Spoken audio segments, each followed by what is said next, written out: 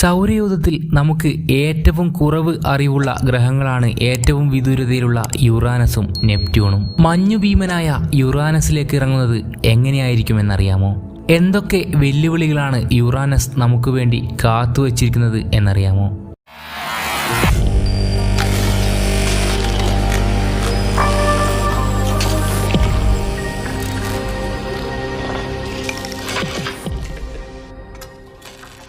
ഇതിനെല്ലാമുള്ള ഉത്തരങ്ങൾ ലഭ്യമായ അറിവുകൾക്കനുസരിച്ച് തേടുകയാണ് ശാസ്ത്രം. നമുക്ക് സമീപത്തെ പല ഗ്രഹങ്ങളിലേക്കും ഉപഗ്രഹങ്ങളിലേക്കും നമ്മൾ നിരീക്ഷണ പേടകങ്ങൾ അയച്ചിട്ടുണ്ട്. ചില ഗ്രഹങ്ങളിലേക്ക് ഇടിച്ചിറങ്ങിയതോ സുരക്ഷിതമായി ഇറങ്ങിയതോ ആയ പേടകങ്ങളെയും അയച്ചിട്ടുണ്ട്.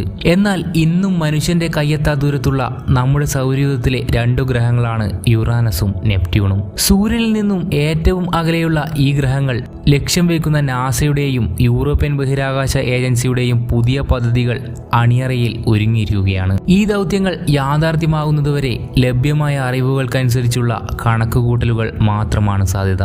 യുറാനസിന്റെയും നെപ്റ്റ്യൂണിന്റെയും അന്തരീക്ഷത്തിലൂടെ ആ ഗ്രഹങ്ങളിലേക്ക് ഒരു പേടകമിറങ്ങിയാൽ എന്തു സംഭവിക്കുമെന്ന പരീക്ഷണങ്ങൾ ഓക്സ്ഫോർഡ് സർവകലാശാലയിലും സ്റ്റുട്ട്ഗാർട്ട് സർവകലാശാലയിലും നടന്നു. പ്രത്യേകം നിർമ്മിച്ച വിൻഡ് ടണലുകളിലായിരിക്കും പരീക്ഷണം. യൂറോപ്പിലെ തന്നെ ഏറ്റവും വേഗതയേറിയ പരീക്ഷണം നടത്താനാവുന്ന വിൻഡ് ടണലാണ് ഓക്സ്ഫോർഡ് സർവകലാശാലയിലെ T6 സ്റ്റാൽക്കർ. ഒരു സെക്കൻഡിൽ 20 കിലോമീറ്റർ വരെ വേഗതയിൽ ഈ തുരങ്കത്തിൽ പരീക്ഷണം നടത്താനാവും. യുറാനസും നെപ്റ്റ്യൂണും തണുത്തുറഞ്ഞ ഗ്രഹങ്ങളാണെങ്കിലും അവയുടെ അന്തരീക്ഷത്തിലൂടെ പേടകങ്ങൾ ഇറങ്ങുമ്പോൾ വലിയ തോതിൽ താപനിലയും ഉയരും. ഇതുവരെയുള്ള പരീക്ഷണം സെക്കൻഡിൽ 19 കിലോമീറ്റർ വേഗതയിൽ വരെ നടന്നു. ഭാവിയിൽ സെക്കൻഡിൽ 24 കിലോമീറ്റർ വരെ വേഗതയിൽ പരീക്ഷണം നടക്കും.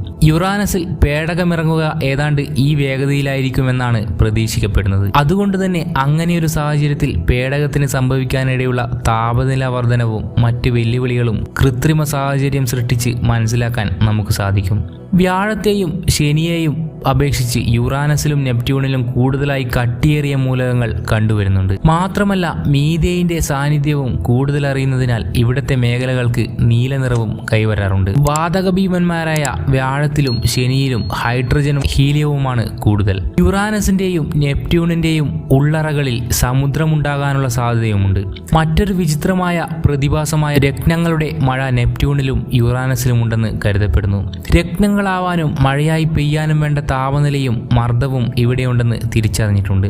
നമ്മുടെ കണക്കുകൂട്ടലുകൾക്കും അറിവുകൾക്കും അപ്പുറത്തുള്ള രഹസ്യങ്ങൾ പേറുന്ന ഗ്രഹങ്ങളാണ് നെപ്റ്റ്യൂണും യുറാനസും. നാസയുടെ പ്ലാനറ്ററി സയൻസസ് റെക്കോർഡൽ സർവേ 2023-2032 കാലഘട്ടത്തിലും യൂറോപ്യൻ ബഹിരാകാശ ഏജൻസിയുടേത് 2050 സംഭവിക്കുമെന്ന് കരുതപ്പെടുന്നു. ഈ ഗ്രഹങ്ങളെക്കുറിച്ചുള്ള അമൂല്യ വിവരങ്ങൾ ഈ ദൗത്യങ്ങളിലൂടെ ലഭിക്കുമെന്നാണ് പ്രതീക്ഷിക്കപ്പെടുന്നത്.